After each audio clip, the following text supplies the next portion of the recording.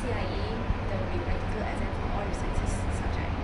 It means hands-on experiment, and you need to complete the experiment and together the written answer in 2 hours time. So most of the students will find problem because every time you will get nervous, and once if you do the experiment you don't get the result, then what happens to your answers? That's true. Right. For EdXL, we have assessment paper for practicals. That means you just write the answer, right? The content is more or less the same as CIE, but just that you don't have to do a hands-on practical. It's quite similar to IGCSE as well. Yes. Paper 6 is all right. You will take it by per units. So it's like if let's say this time you can cope with Unit 1, Unit 2, so you take the 2 papers. But for CIE, it will be go 4 and 5 each. So the problem comes when you need to, if you are not satisfied with the result, probably on that day you are sick, so you don't do well in, let's say, paper 2. So when CIE, if you don't do well in paper 2 and you feel like you need to repeat it, you need to repeat paper 1, 2 and 3. And that's the time when you need to redo your practical, and since you already missed your practical class, so if let's say in the time when you are taking your A2 paper and you need to take your AS paper, so you have the problem. So for EdXL, if let's say you don't do well in paper 2, you just retake paper 2. Okay, so you don't have so much stress in that. So in help, how do you heard about help? Actually, some of my seniors went here also, and they promote me to help. It's actually quite good.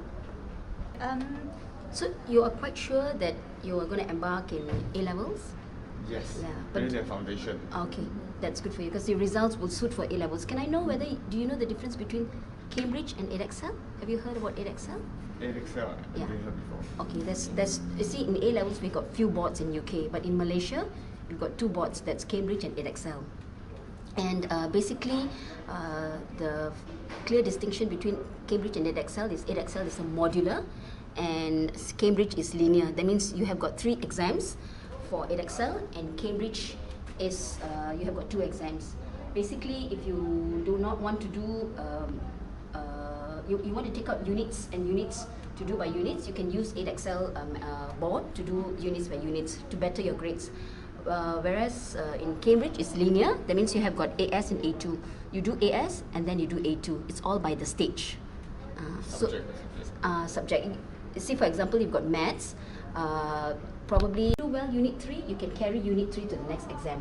Only 1 unit. But for Cambridge, you have to do paper 1, 2, 3. But if you don't do paper 3 very well, even though you do paper 1 and paper 2, you get 100 marks, you still have to sit paper 1, 2, 3 all over again. Because you know why? Cambridge is very popular right now. So EdXL, we are one center down here running both boards, that is EdXL and Cambridge. So for example, within the 14 days when you join us, if you do not feel that you do not want to do EdXL board, then you want to swap to Cambridge board, you can just swap without any charges in between. So probably after this you may want to ask your friends or call us up or any of the counsellors to ask much more what is the distinction and the benefit of sitting IAL or Cambridge. Both boards are equally recognized. Maybe you want to do a little bit research before you join the A-levels or something like that. Yeah.